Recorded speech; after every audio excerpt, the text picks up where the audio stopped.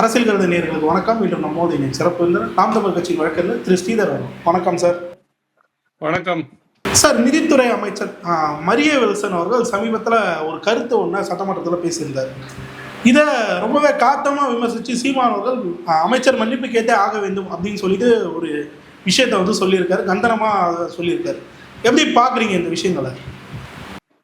அவர் Maria Wilson இல்லை, அவர் மரியாதை தெரியாத வில்சன் தான் நம்ம பார்க்க வேண்டியதாக இருக்குது. அவர் சட்டமன்றத்தில் அவரோட பேச்சுக்கள், அவர் அந்த வெளிப்படுத்துகிற விதம் அதெல்லாமே ரொம்ப ஹை ஹேண்டட்னஸ்னு, ரொம்ப ஆணவமாக, ரொம்ப திமிர்த்தனமாக இருக்கிறத தான் நான் பார்க்குறேன். அவர் என்ன சொல்கிறாரு, நீங்கள் பேசுனா நானும் பேசுவேன்றது. ரோடு ரவுடிங்க, ரோட்டில் தகராறு பண்ணுறவங்க மாதிரி பேசுகிறாங்க. நம்ம ஒரு சட்டமன்றம்ன்றது ஒரு பெரிய அவை.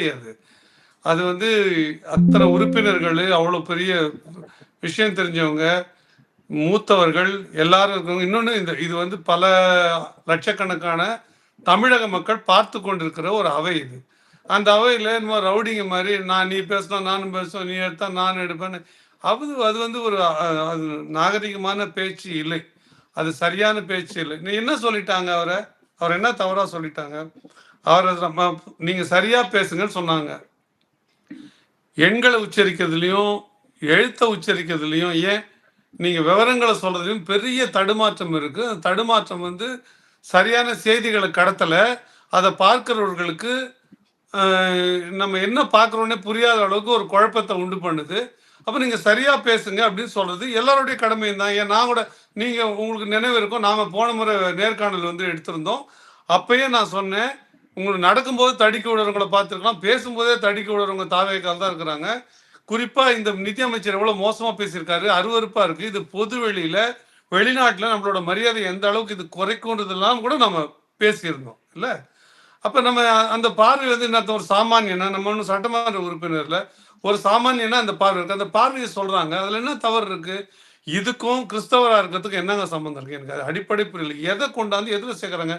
அந்த உள்நோக்கம் இருக்குல்ல, அது ரொம்ப அருவருக்காது.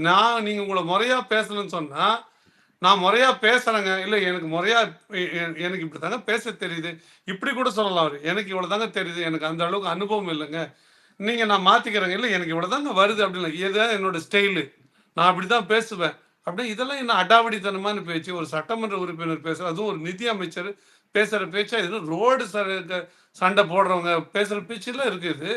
அப்போ இது கண்டனத்துக்குரியது தானே. இன்னொன்று, சரியாக பேசுறதுக்கும் கிறிஸ்தவத்துக்கும் என்னங்க சம்மந்தம் இருக்குது? எனக்கு அது புரியவே இல்லை. எதுக்காக தன்னை ஒரு கிறிஸ்தவன் அந்த இடத்துல அடையாளப்படுத்திக்க வேண்டிய தேவை என்ன இருக்குது?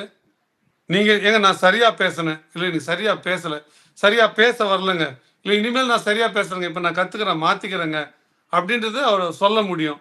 இதுக்கும் கிறிஸ்டியானிட்டிக்கும் என்ன சம்மந்தம் இருக்குது? இது நான் அன்பு மொழியை கற்றுக்கிட்டேன், அப்போ தமிழ் அன்பு மொழி இல்லையா? நான் வந்து கருணை மொழியை கற்றுக்கிட்டேன், ஏன் தமிழ் கருணை மொழி. ஏன் இவர் கிறிஸ்டியானிட்டியை இங்கிலீஷ் மூலமாக அறிஞ்சிக்கிட்டாரா, கிறிஸ்துவத்தை தமிழ் மூலமாக அறிஞ்சிக்கிட்டாரா? ஏன் இன்னைக்கு கிறிஸ்துவம் வந்து தமிழ் பேசுறது, ஆங்கிலம் பேசுறது இந்த தமிழ்நாட்டில்? சொல்லுங்கள். இருக்கிற மதங்கள்லேயே அந்தந்த பகுதியில் இருக்கிற தாய்மொழிகளை உள்வாங்கி வெளிப்படுத்தக்கூடிய ஒரு மதம் கிறிஸ்தவ மதம். அது தமிழ் வேணான்னு சொல்லிச்சா? எங்க அதிகமாக இப்போ விவிலியம் மொழிபெயர்க்கப்பட்டிருக்கல, தமிழ் தானங்க மொழிபெயர்க்கப்பட்டிருக்கு.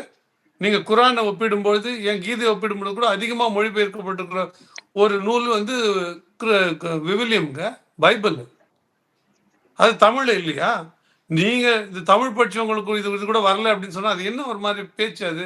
இப்போ அந்த பேச்சு கண்டனத்துக்குரியது தான். அது வந்து நீங்கள் அதை வந்து ஒரு ஒரு உங்களுடைய மொழிநடை இன்மையை, மொழி புலமை இன்மையை, உங்களோட உள்வாங்கு திறன் இன்மையை நீங்கள் உங்களை வந்து குறை கேட்டால், நான் கிறிஸ்துவன்னு சொல்கிறது எப்படி அது சரியானதாக இருக்கும்? அது வந்து இங்கே தேவையில்லாத மத சிக்கலை உண்டு பண்ணுறது. அவன் எப்போ என்னமோ ஒரு கிறிஸ்தவராக இருக்கிறதுனால அவரை ஒரு கட்டம் கட்டி யாரோ வந்து சொல்கிற மாதிரிலாம் அர்த்தமாகுது. இல்லை தமிழ் தெரிஞ்சவங்களுக்கு கிறிஸ்தவத்தோட தன்மை தெரியாதுன்ற மாதிரிலாம் அர்த்தமாகுது. இல்லை அதில் இருக்கிற அன்பு மொழி புரியாது. இவர் எவ்வளோ அன்பு மொழின்றது தான் வீடியோ போட்டு மீம்ஸில் காட்டுறாங்களே. இவர் போனது, அவங்க உறவினர் வீட்டில் தகராறு பண்ணுது, கட்டையை எடுத்து மண்டையை பொழந்தது, கதவுக்கு வெளியிலேருந்து ஆபாச வார்த்தைகளை பேசுறது, அதெல்லாம் கூட கிறிஸ்தவன் தான் கற்றுக் கொடுத்தவருக்கு. அந்த மொழியெல்லாம் அந்த மொழியில் எங்கேருந்து கற்றுக்கினார்? இல்லை எனக்கு 30 வருஷம் எஜுகேஷனல் இன்ஸ்டியூஷனில் அனுபவம் இருக்குன்றாரு. இந்த ரவுடித்தனம் பண்ணுறதுக்கு எஜுகேஷனல் இன்ஸ்டியூஷன் தான் கற்றுக் கொடுத்தாங்களா? அங்கே தான் கற்றுக்கிட்டார் அவர். ஒரு நிறுவனம் நடத்துகிறார். இல்லை பாஸ்கெட் பால் விளையாடின நான் அஃபென்ஸும் ஆடுவேன் டிஃபென்ஸும் ஆடுவேன்னாரு, அங்கே கற்றுக் கொடுத்தாங்களா? பாஸ்கெட் பால் கிரவுண்டில் கற்றுக் கொடுத்தாங்களா? இதெல்லாம் நம்ம கேட்க வேண்டியது இருக்குல்ல. ஆக மொத்தம் ஒண்ணு மட்டும் தெரியுதுங்க. அவரோட பேச்சுல இருந்து, அவரோட தொனியில இருந்து, நான் அப்படிதான் நான் நடந்துப்பேன்." அப்படின்றத அவைக்குள்ள கொஞ்சம் வேற வேற சின்ன மொழி மாற்றத்தோட சொல்லியிருக்காரு. அத தவிர அதுல வேற ஒண்ணுமே கிடையாது. எப்படி ஒரு சட்டமன்ற உறுப்பினர் இப்படி ஒரு திமிரான வகையில, ஒரு ஆணவமான வகையில பேச முடியும்? இத கொண்டாந்து கிறிஸ்தவத்தோட நுழைக்க வேண்டிய தேவை இருக்கு. இப்ப நம்ம விஜய்யே இப்ப சந்தேகத்துக்கு உள்ளாக்க வேண்டிய தேவை இருக்குது. அப்ப என்ன அர்த்தம்? இவரு கிறிஸ்தவர்ன்னு பார்த்து இடம் குடுத்திருக்காரா? ஏன் அத வேற யாருக்கும் குடுக்கலையே? ஒரு கிறிஸ்தவருக்கு குடுக்கணும்னு தனக்கு அடுத்தபடியான இடத்த, நிதி பொறுப்ப வந்து கிறிஸ்தவருக்கு குடுக்கணும்னு குடுத்திருக்காரா? இப்ப அந்த ஓதால தானே அவரு பேசுறாரு. அப்படிலாம் நம்மள சிந்திக்க வேண்டிய சூழ்நிலைக்கு இப்ப தாவேக்கா தள்ளியிருக்குல்ல. விஜய் அவர்கள் தள்ளியிருக்காருன்னு தான் நான் பார்க்கிறேன். அவரா தலையிட்டு சொல்லியிருக்கணும்ல. கிறிஸ்தவத்துக்கு இதுக்கு என்ன சம்மந்தம் இருக்கணும்? இல்ல சபாநாயகர் சொல்லியிருக்கணும்ல. ஜேசிடி பிரபாகரன் அவர்கள் சொல்லியிருக்கணுமா இல்லையா? ஏங்க இதுக்கும் கிறிஸ்தவத்துக்கும் என்னங்க சம்மந்தம் இருக்கு? நீங்க தெரிஞ்ச மொழியில பேசுனீங்க. அது மக்களுக்கு புரிஞ்ச மொழியில பேசுனீங்க. அவர் சப்பக்கட்டு கட்டினாரு. நம்ம அப்படியே கூட வச்சுப்போம். இப்ப இத சொல்லணும்ல. ஏங்க இதுக்கும் மதத்துக்கும் என்ன சம்மந்தம் இருக்குன்னு பேசணும்ல. அப்படி பேசலல்ல. நான் என்ன நினைக்கிறேன்னா, ஒரு ஒரு பார்வைய உண்டு பண்ண முயற்சி பண்றாரு அது. அது வந்து அவர் கிறிஸ்தவர்ன்றதுனால, அப்படி அவர் பேசுறது வந்து உரையாடல வந்து நையாண்டி பண்றதா, அவரு பேசுற மாரி நெனைக்கிறேன். அவர் ஆங்கில புலமையோட பேசினார்னா, இல்ல நான் பார்த்தேன். அவரோட ஆங்கில உச்சரிப்புகள் கூட சரியில்ல. அவர் பள்ளிக்கூடத்துக்கு போனாரா, கல்லூரிக்கு போனாரான்னு சந்தேகமா இருக்கு அவரோட ஆங்கில உச்சரிப்புகள். சரி நான் கேட்கிறேன்ல, நீங்க நீங்க 30 வருஷமா இன்ஸ்டிடியூஷன் நடத்துறீங்கல்ல? அவரோட வயதே 50 மாரி தெரியல. அது எப்படி 30 வருஷமா இன்ஸ்டிடியூஷன் நடத்துறது? 30 வருஷம் தானே சொல்லியிருக்காரு அவரு. ஆமா ஆமா 30 வருஷமா நான் இப்ப எத்தன வருஷத்துல நடத்துறாருன்னு தெரியல. ஒரு படிக்கிற காலத்துல இருந்து இன்ஸ்டிடியூஷன் நடத்துறாரா? 1. நீங்க ஆங்கிலத்திலே பேச வேண்டியதானுங்க. ஏன் தமிழ்ல பேச வேண்டிய தேவை என்ன இருக்கு? அவரு ஜேசிடி பிரபாகர் அவர் சொல்றாரு, அலுவல் மொழியா ஆங்கிலத்திலயோ, தமிழ்லயோ உரையாடலாம், கலந்தும் கூட உரையாடலாம்ன்னு அவர் ஜேசிடி பிரபாகர் அவர்கள் சொல்றாரு. நீங்க ஆங்கிலத்திலே பேச வேண்டியதுதானே. அவ்வளோ பெரிய மாமேத புலி நீங்க அப்படின்னு ஆங்கில வல்லவர்னா, நீங்க ஆங்கிலத்திலே உங்க உரையாடல் நிகழ்த்த வேண்டியதுதானே. ஏன் நிகழ்த்தல நீங்க? ஏன் அப்பப்ப தமிழ கலக்குறீங்க? ஏன் நீ பேசுறதா இருந்தா, நீங்க ஆங்கிலம் தெரிஞ்சவரு, பெரிய புலவர்னா, புலமை வாய்ந்தவர்னா நீங்க ஆங்கிலத்திலே பேசுங்க. இல்ல தமிழ்ல பேசுங்க. இது என்ன இது? எல்லாத்தையும் கலந்து பிச்சைக்காரன் வாந்தி எடுத்த மாரி பேசிப்புட்டு, அப்புறம் அதுக்கப்புறம் ஒரு நியாயம். நான் இப்படிதான் பேசுவேன். இது என்னோட மொழி, என்னோட இதுன்னா, ஏன் நீங்க நல்லா எடுத்து பாருங்க. பைபிள் எடுத்து பாருங்க. தமிழ் வார்த்தைகள தமிழ வந்து அவ்வளோ அழகா அடுக்கி வச்சிருப்பாங்க விவிலியத்துல. அதுல நீங்க ஆங்கில கலப்பே பார்க்க முடியாது. ஜோசப் கூட யோசேப்புன்னுவாங்க அவங்க. அப்படி சொல்ற அப்படி அப்படி மொழிபெயர்ப்பாங்க. வந்து உச்சரிப்போடு சேர்த்து மொழிபெயர்ப்பாங்க. மேரிய வந்து மரியம்மேன்னு சொல்ற எழுதுற இடங்க அது. ஆனா கிறிஸ்துவம் வந்து தமிழ வந்து எப்பயுமே அழகா தான் எழுதியிருக்கு. கிறிஸ்தவ பாதிரியார்கள் கூட பல இடங்கள்ல தமிழ வந்து ரொம்ப அழகா பேசுனத நம்ம பார்த்திருக்கிறோம். அப்படி இருக்கும் பொழுது, இவருக்கு தமிழும் விளங்கல, இங்கிலீஷும் விளங்கல. இவருக்கு பேச தெரியலன்னா, பேச தெரியலன்னு சொல்லணும். இல்ல கத்துக்கிறேன்னு சொல்லணும். நான் புதுசுங்க. எனக்கு வரலங்க. நான் இன்னும் கொஞ்ச நாள்ல பயிற்சி பண்ணிக்கிறேங்க. என்ன பொறுத்துங்க. என்ன தல போகுதுன்னு கேட்கிறேன். நீங்க என்ன அவ்வளோ பெரிய அப்பாட்டக்கரா? இல்ல நீங்க என்ன அவ்வளோ பெரிய 30 ஆண்டு காலம் வந்து அப்படி சட்டமன்ற அனுபவம் உள்ளவரா? 30 ஆண்டு காலம் நிதி அமைச்சரா நீங்க? குறை சொன்னா ஆமாங்க. குறை இருக்குங்க. எங்களுக்கு பயிற்சி இல்லங்க. நான் கத்துக்கிறேங்கன்னு சொல்றது தானே ஒரு அடக்கமான பேச்சு, ஒரு நியாயமான பேச்சு, ஒரு நேர்மையான பேச்சா இருக்கும். அத விட்டுட்டு நான் இப்படித்தான் பேசுவேன். என்ன கேலி பண்றீங்கன்னா, இது கேலி இல்லங்க. இது பேரு இடித்துரைத்தல் பேரு. சட்டமன்றத்துல ஒரு சட்டம் கொண்டு வந்தா, ஒரு விவாதம் வந்தா, அத எதிர்த்து பேசுறாங்க. அது எப்படி கேலி ஆகும்? அது கேலின்னு எடுத்துக்க முடியுமா? அத பத்தின குறைகள சுட்டி காட்டுறாங்க. இவர் சொல்லியிருக்கிற மொழியே சரியில்ல. இவர் எண்களே தப்பு தப்பா உச்சரிக்கிறாரு. இங்க தமிழ்நாட்டுல தானே பொறந்து வளர்ந்தாரு. இவர் இன்ஸ்டிடியூஷன்ல படிக்கிறவங்கலாம் மொத்தம் அமெரிக்காக்காரங்களா? பிரிட்டன்காரங்களா? இல்ல, இல்ல. அப்ப இவர் தமிழர்களோட தானே உரையாடுறாரு. 40,400 சில்லறைய சொல்ல தெரியாதாங்க ஒருத்தருக்கு? 40,000 4,000ன்னு யாருன்னா சொல்லுவாங்களாங்க? அப்ப அப்ப என்ன நீங்க உங்களுக்கு என்ன தெரியுதுன்னு வச்சுக்கணும். இதுதான் உங்க இன்ஸ்டிடியூஷன் நடத்துற லட்சணமான்னு நான் கேட்கிறேன். அதெல்லாம் இப்ப இவரோட பிழைய மறைக்கிறதுக்காக இவர் 2த்துலயும் புலமை இல்லைங்க. நான் தெரிஞ்ச வரைக்கும் சொல்றேன். இவருடைய ஆங்கில உச்சரிப்பும் அவ்வளோ சுகமா இல்ல. தமிழும் இவருக்கு உச்சரிக்க தெரியல. இத மறைக்கிறதுக்காக நான் வந்து வாலிபால் ஆடுவேன், நான் கிறிஸ்தவன், நான் இன்ஸ்டிடியூஷன் இதெல்லாம் என்ன தற்பெருமை இல்லையா? ஆமா. நீங்க நான் கேட்கிறேன். கிறிஸ்டியானிட்டில பொறந்த எல்லாருக்கும் தமிழ் தெரியணும்னு ரூலா என்ன? அமெரிக்கால பொறந்த கிறிஸ்டியனுக்கு இங்கிலீஷ் தான் தெரியும். தமிழ் தெரியாது. கிறிஸ்டியனா இருக்கிறதுக்கும் பேப்பர ஒழுங்கா படிக்கிறதுக்கு என்னங்க சம்மந்தம் இருக்குது? அன்பு மொழின்னு நீங்க என்ன இதுவா அன்பு மொழி? அன்பு மொழின்னா உங்களுக்கு வந்து பகைவனுக்கு அருள்வாய் நன்னெஞ்சே தான் அன்பு மொழி. உங்களுக்கு பகைவனே உங்கள எதனா ஒண்ணு சொன்னா கூட அவங்களுக்கு அருளோடு நீங்க பதில் சொல்றது தான் அன்பு மொழி, அறிவு மொழி, அருள் மொழி. நீங்க என்ன சொல்றீங்க? நான் அப்படித்தான் பேசுவேன். எனக்கு தெரிஞ்சது அப்படிதானே. அது ஆணவமான பேச்சு இல்லையா? ஏங்க அவையில மூத்தவங்க இருக்கிறீங்க, முன்னவர்கள் இருக்கிறீங்க, விஷயம் தெரிஞ்சவங்க இருக்கிறீங்க, 3-4 முறை சட்டமன்றத்தில் வந்து பணியாற்றியவங்க இருக்கிறீங்க. நீங்க என்கிட்ட அவங்கள போய் காட்டுவீங்க, நீங்க எனக்கு சொல்லிக் கொடுங்க, இப்படி நான் பேசியிருக்கேன், எனக்கு சரியா வரல, எனக்கு சொல்லிக் கொடுங்கன்னு கேட்கறதுனால சரியா இருக்குமா? இல்ல நான் இப்படி தான் பேசுவேன் அப்படின்னு சொல்றது சரியா இருக்குமா? எல்லாரையும் கேளுங்க. எல்லாரும் ஏங்க பிழை நடந்துச்சு. ஆமாங்க, தவறு தாங்க, எனக்கு தெரியலங்க. எனக்கு கொஞ்சம் கொடுங்க, நேரம் கொடுங்க, நான் கத்துக்கிறேங்க. இந்த மன்ற உறுப்பினர்கள் என்னை பொறுத்துக்கணுங்க. நான் பயிற்சி பெற்றுக்கிறேங்க. ஏதாவது பிழை இருந்தால் என்னை பொறுத்துக்குங்கன்னு தான் நீங்க கேட்கணும். அதுதான் அன்பு மொழி, அதுதான் அடக்கமான மொழி, அதுதான் அறிவு உள்ளவன் பேசுற மொழி. நான் இப்படி தான் பேசுவேன், கேட்டா கேட்டு காட்டி போடுற மாதிரி பேசுனா அது எப்படி அன்பு மொழியாகும்? இதுதான் கிறிஸ்டியானிட்டி கற்றுக் கொடுத்தா நாம கேட்க வேண்டி வருது. இப்போ இதுதான் பான் கிறிஸ்டியனோட பிஹேவியரா நம்ம கேட்க வேண்டி வந்துடும்ல. அப்படி இதுக்கும் மதத்துக்கும் இதுக்கும் இன்ஸ்டிடியூஷனுக்கும் எந்த சம்மந்தமும் இல்லை. அவருக்கு என்னை பொறுத்த வரைக்கும் தமிழ் அறிவும் இல்லை, அவருக்கு ஆங்கில அறிவும் இல்லை, எந்த அறிவும் இல்லை அவருக்கு. சும்மா அவர் தப்பா வாசிச்சுட்டு தன்னோட அவமானத்தை தன்னோட தவறை ஒத்துக்கு மனசு இல்லாம ரவுடித்தனமா ஹை ஹேண்டடா பேசுறாரு. அவ்வளவுதான். இல்லை அதை தாண்டி வேற ஒண்ணுமே இல்லை. அதனால அது கண்டனத்துக்குரியது தான். சட்டமன்றத்து விவாத பொருளை இப்படி பொதுவெளிக்கு பேசுற அளவுக்கு ஒரு விவாத பொருளா மாத்தி இருக்கிறது அவரோட கூடுதல் குறைபாடை காட்டுது, அவரோட அடக்கமின்மையை காட்டுது. அவரோட பேச்சு பல பேரோட மனசை மத அடிப்படையிலேயே பல பேர் மனசை காயப்படுத்தி இருக்குது. அதுல நிறைய உள்ளர்த்தங்கள் இருக்கு. நம்ம அதை பேசினா அது விரசமா இருக்கும், அதை விரும்பல. அது இங்கே நிலவர ஒரு நல்லிணக்கத்தை ஒரு அமைதியை அது கெடுக்கும். அதனால நான் அதை பேச விரும்பல. ஆனா அது மன்னிப்பு கேட்க வேண்டிய பேச்சு தான். அதனால அந்த அறிக்கை சரியானது. அவர் மன்னிப்பு தான் கேட்க வேண்டும் என்பதுதான் என்னுடைய கருத்து. குறிப்பா நீங்க சொன்ன மாதிரி சட்டமன்றத்தில் மன்னிப்பு கேட்கணும் அப்படின்றது ஒரு பக்கம். இன்னொரு பக்கம் நேற்றுலேருந்து நாம் தமிழ் சைட்லேருந்து கடும் எதிர்ப்பை ட்விட்டரில் பார்க்குது. மன்னிப்பு கேட்கணும், நீங்கள் பதவி உள்ள வரைக்கும் நாங்கள் போராடும் அப்படின்ற மாதிரி சில பேர் பேச போகிறீங்க. இந்த விஷயங்களை எப்படி சார் பார்க்குறீங்க? இல்லை, அது அவரை வந்து அதை உணர வைக்கிறதுக்கு அது மேற்கொண்டு இப்போ 2-3 விஷயங்கள் இருக்குங்க. இப்படி நம்ம சொல்லும் பொழுது ஒருத்தர் ஒரு ஸ்டேஜில் இந்த குற்றத்தை, இந்த தவறை, இந்த சரியின்மையை, போதாமையை புரிஞ்சுக்கிறது மூலமா 2 நிகழும். ஒன்று, ஆமாம் நம்ம தவறு பண்ணிட்டோம், இனிமேல் மாற்றிக்கணும் அப்படின்றது ஒன்று வரும். இன்னொன்று, அடுத்த முறை ஒரு சொல்லாடலை பயன்படுத்தும் பொழுது இனி இந்த ஒரு தவறை பண்ணிடக்கூடாது, நம்ம இனிமேல் கவனமாக செயல்படணுன்ற ஒரு எச்சரிக்கை உணர்வு, ஒரு பயம் வரும். அதன் மூலமாக அடுத்த முறை செயலாற்றும் பொழுது கவனமாக செயலாற்றுவாங்க. இதை 2 நோக்கி தான் அது நகரணும். அப்படி அந்த உணர்த்தி எனக்கு அந்த உணர்வே ஏற்படுத்தா நான் தவறுன்னே ஒத்துக்க மாட்டேன், இல்லை தவறுன்னு நீங்கள் சொன்னால் நான் அதை கேட்டுக்க தயாராக இல்லைன்னு ஒருத்தர் சொல்கிறாருன்னா அடுத்த முறையும் அப்படிதான் பேசுவார். தான் செய்திருக்கிற தவறை அவர் உணரலைன்னு அர்த்தம். அப்போ நம்ம ஒரு நெருக்கடி கொடுத்து அந்த மன்னிப்பு கேட்க வைக்கும் பொழுது தான், இல்லை இதை நம்ம எவ்வளோ எதிர்வினை ஆற்றினாலும் இந்த ஒரு நெருக்கடி உருவாகும், நாம இது தவறு தான் அது புரிஞ்சுக்கிற அந்த சூழலையும் இனி செய்யக்கூடாதுன்ற எண்ணமும் அவர் வரும்.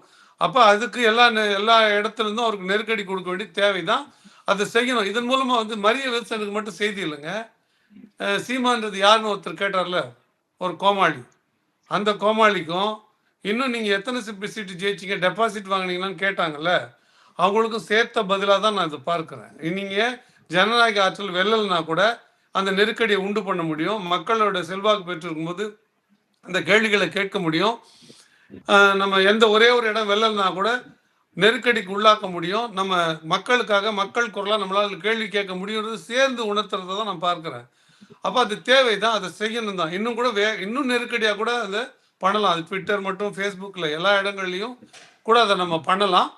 அப்படி பண்ணுவதன் மூலமா இன்னும் நிறைய அமைச்சர்கள் தற்கொலைத்தனமாக பேசிக்கிட்டு இருக்காங்க. இப்போ அவர்களும் வந்து அதை மாற்றிக்கொள்ள, இப்படி பேச முடியாது, ஒரு சட்டமன்றத்தோட மாண்பு இப்படி இல்லை, இப்படி பேசினா இப்படி கேள்வி வரும், பொது வெளியில் அது பேசு பொருளாகும்.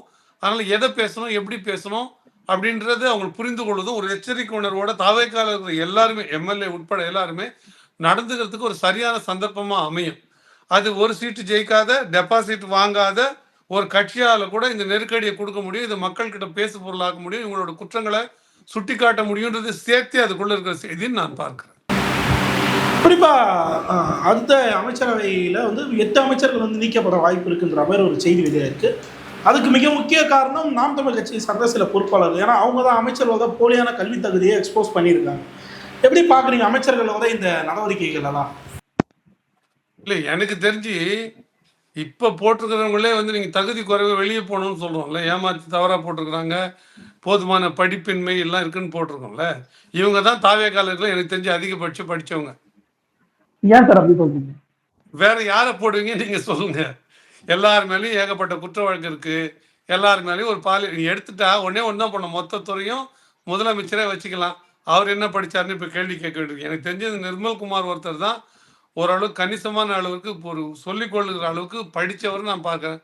மற்றவங்கலாம் இளநிலை கல்வி, அதுவும் பல பேர் வந்து போகாமலே கல்லூரிக்கு போகாமலே பட்டம் வாங்கக்கூடிய சில ஏற்பாடுகள் இருக்குல்ல. தொலைதூர கல்வி, ஆன்லைன் கல்வி, அந்த மாதிரி விதத்தில் படித்தவங்கள தான் நான் பார்க்குறேன். 90 விழுக்காடு பேருக்கு எனக்கு தெரிஞ்சு அதில் பெரிய கல்வி தகுதி இருக்கிறதா பார்க்கல. கல்வி தகுதியும் இல்லை, பொறுமையும் இல்லை, பக்குவமும் இல்லை. நீங்கள் இதை எடுத்தா அடுத்து போடுவீங்கல்ல, ஒரு ஒரு அமைச்சரை 8 பேர் நீக்கிட்டு போட்டிங்கன்னா அவங்கள அடுத்து ஒரு 3 மாதத்தில் நீக்க வேண்டியிருக்கும். அப்படி ஒன்று பண்ணலாம். ரொட்டேஷன் பேசிஸில் எல்லாருக்கும் ஒரு வாய்ப்பு கொடுக்கலாம். யதார்த்தம் அதுதான், நிதர்சனம் அதுதான். இப்போ நான் இப்படி கேட்குறேன் பாருங்களேன். இப்போ இந்த அமைச்சர் பதவிகள் கொடுத்தாங்கல்ல, இந்த அமைச்சர் பதவிகள் கொடுத்தது எதன் அடிப்படையில் கொடுத்துருக்க முடியும்? 2 காரணங்கள் சொல்லப்படுது. ஒன்று, விஜய்க்கு நெருக்கமானவர்கள்.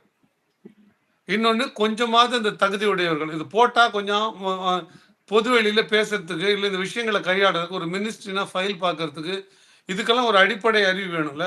அப்படி இருக்கிறவங்க யாரு, அதில் விஜய்க்கு வேண்டப்பட்டவங்க யாரு அப்படின்னு தேடி தான் இந்த அமைச்சர் பொறுப்பை போட்டிருப்பாங்க. இல்லை வேற என்ன அடிப்படையில் போட்டிருப்பாங்க நீங்கள் யோசனை பண்ணுங்க. இப்போ அந்த அடிப்படையில் தான் இவர்கள் போடப்பட்டிருக்காங்க, இவங்க சேர்க்கப்பட்டிருக்காங்க. அப்படின்னா அடுத்து நீங்கள் யாரை சேர்க்க போறீங்கன்ற கேள்வி இருக்குல்ல.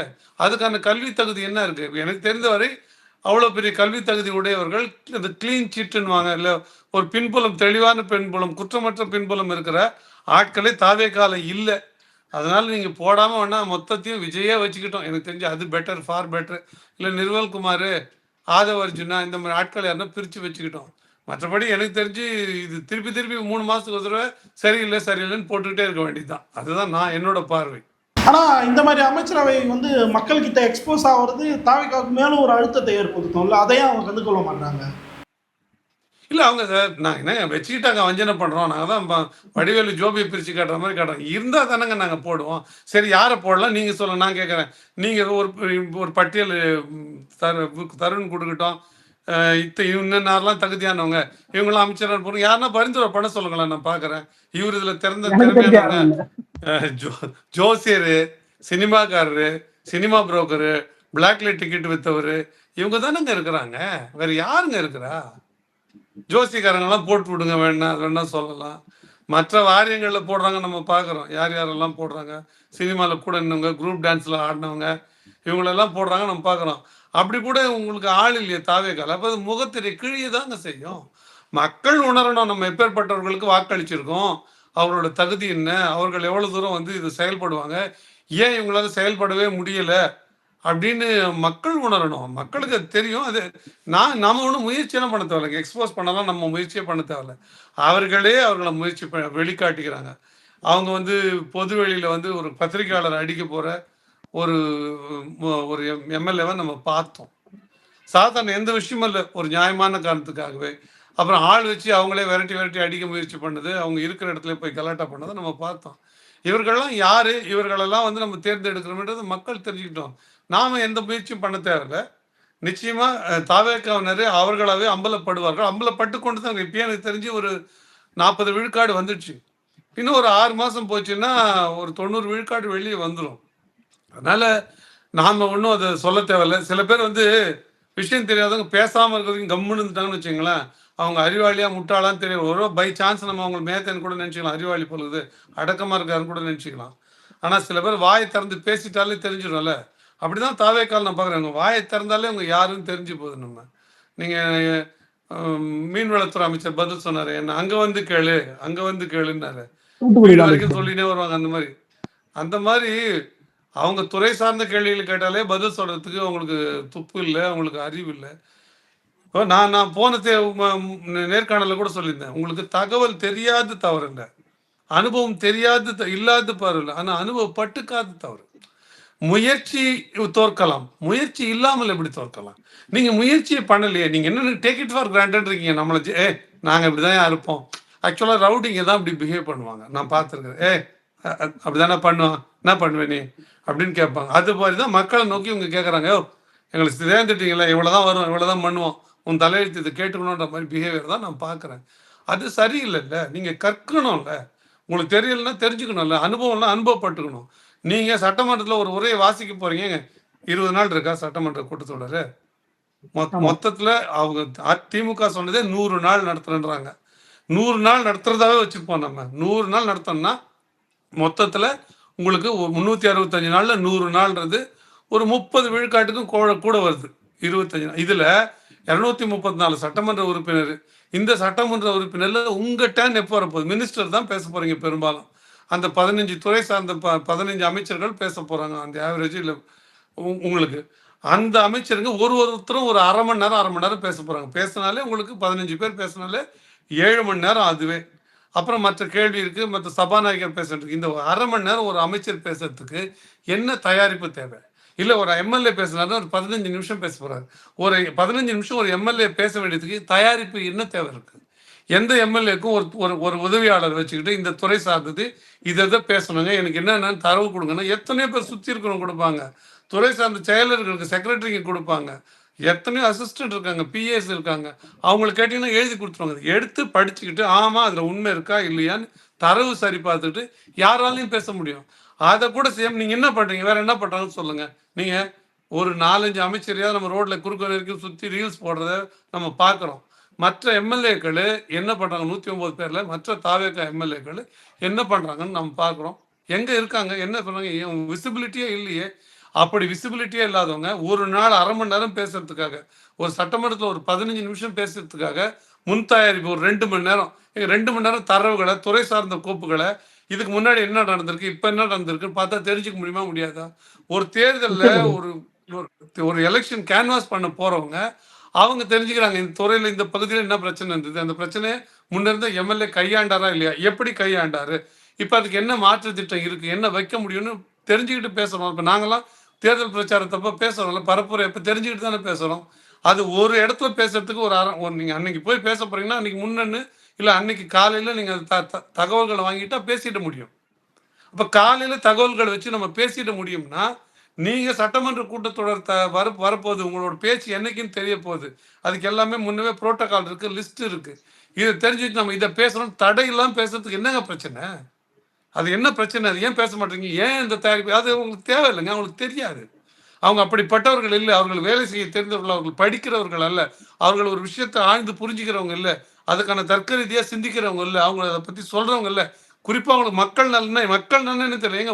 மக்களை போய் சந்தித்து தெருவாக பார்த்தானா அவங்க என்ன கஷ்டம், அவங்க வீட்டில் என்ன பிரச்சனை, சாக்கடை அடைக்குதா, மின்சாரம் வருதா, எங்களுக்கு என்ன போக்குவரத்து பேருந்து வசதி இருக்குதா, சாலை எப்படி இருக்குது, பேருந்து வருதா, அங்கே டாஸ்மாக் பிரச்சனை இருக்குதா, ரேஷன் கடையில் பொருள் கிடைக்குதா இல்லையா, அங்கே என்ன பிரச்சனை போனவன் தானே தெரியும். அவன் தானே மக்கள் இவ்வளோ பிரச்சனை இருக்கா, அப்போ நம்மளால் முடிஞ்சது ஏதோ ஒன்று, நம்ம ஒரு ஒரு குருவி அழகால தண்ணி எடுத்து ஊற்றுற அளவுக்காவது ஒரு வேலையை செய்ய முடியும் அப்படின்ற எண்ணம் வருங்க. அது இல்லவே இல்லையா. அவன் தான் சினிமா பார்த்துருந்தான், டிக்கெட் விற்றுருந்தான், முதல் நாள் முதல் ஷோக்கு கொடி கட்டினான், அவன் பேனர் கட்டினான், அவன் நேராக இல்லைங்க வந்துட்டான். அவன் திரையில் வந்ததே கை தட்டி விசில் அடிச்சு சிரிச்சுட்டு இதுதான் வாழ்க்கைன்னு நினச்சிட்டானுங்க. பஞ்சு டைலாக் பேச அதனால தானேங்க அவன் பஞ்சு டைலாக் மட்டும்தான் பேசுகிறான். அவன் எங்கெங்க வேலை செய்கிறான்? அப்படி வேலை செய்கிறவங்க தான் படிக்க முடியும், மக்கள் குறைய புரிஞ்சிக்க முடியும், துறை சார்ந்த தகவல்களை படிக்க முடியும், படித்து அதில் அவர் ஆய்வு பண்ண முடியும், அதை தர்க்க ரீதியாக சிந்திச்சு இது சரியில்லைன்னு வந்து பேச முடியும். இப்போ அதை எதுவுமே செய்ய தயாராக இல்லைங்க, தெரியலையேங்க அவங்களுக்கு. அவங்க என்ன நினைக்கிறாங்க, இதுவே டிக்கெட் வித்ததே ஒரு தகுதின்னு நினைக்கிறாங்க. தாவேகால இருந்தது அப்படிதான் அவங்களும் சீட்டு கொடுத்துருக்காங்க. இவங்கெல்லாம் சமூக ஆர்வலர்களா, இல்லை பெரிய மேதைகளா, பெரிய தொழில் நிறுவனத்தை நடத்திட்டு இருந்தவங்களா? இதெல்லாம் அவ்வளோதாங்க அவங்களுக்கு தெரியும். நீங்கள் அவங்களுக்கு இப்படிப்பட்ட ஆட்களை தேர்வு செய்ததை மக்களை தான் நம்ம சொல்லணும். இல்லைன்னா யாரோ ஒருத்தர் அவருக்கு வந்து திமுக ஆட்சியில் ஜெகத் ரட்சகன், எங்கள் ஆட்சியில் மரிய வில்சன் சொல்லணும். எவ்வளோ இழி சிந்தனை அது. என்ன ஜெகத் ரட்சகனாக இருக்கிறது என்ன அவார்டு பண்ணீங்க? அது ஒரு அளவுகோலா? அது என்ன ஒரு லேண்ட்மார்க்கா?